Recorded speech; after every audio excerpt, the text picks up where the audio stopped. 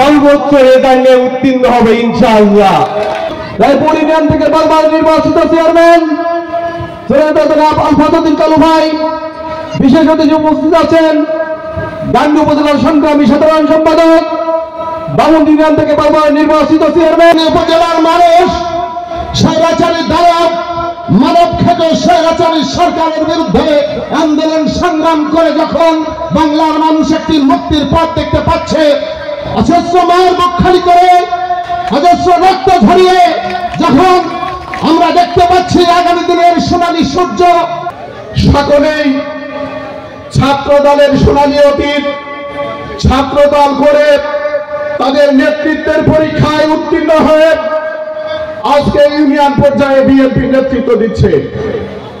আজকে বিএনপির কমিটিতে বিভিন্ন জায়গায় ছাত্র দলের যারা সাবেক নেতা ছিল তারা নেতৃত্ব দিচ্ছে এবং ধানের শীষ দীর্ঘদিন যারা হাসিনা বিরোধী আন্দোলনে রাজপথে ছিল তারাই ধানের শীষ পাবে। আপনারা বলেছেন যে আপনারা ধানের শীষের পক্ষে ভোট চান, আমরা আগামী ফেব্রুয়ারিতে ওই কথাটাই শুনতে চাই যে আমরা ধানের শীষে ভোট দিব। গরুর গাড়িতে অথবা ঘোড়ার গাড়িতে চড়ে তারেক রহমান তাকে হয়তো মনোনয়ন দিয়ে গেছে। আমি তাদেরকে প্রশ্ন করতে চাই, আপনি মনোনয়ন পেয়েছেন, আপনি বুকে হাত দিয়ে বলেন মেহেরপুর জেলার যে কোনো অঙ্গ সংগঠন আছে সেই অঙ্গ সংগঠনের নাম আপনি জানেন কি? তার কারা নেতা আপনি জানেন কি? বিএনপি করেন 18 সালে মনোনয়নের পরে তওবা করে তারেক রহমানকে গালগালাজি করে ঘরে তালা মেরে ঘরে ঢুকে গেছেন।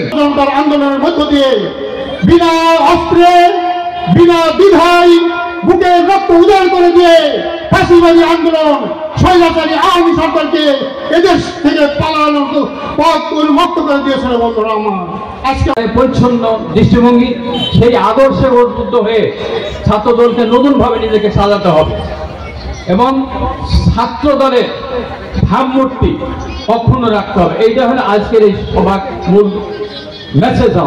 ধানের শীষের কান্ডারি মেহেরপুর জেলা বিএনপির নবনির্বাচিত সভাপতি, আমাদের প্রিয় নেতা জনাব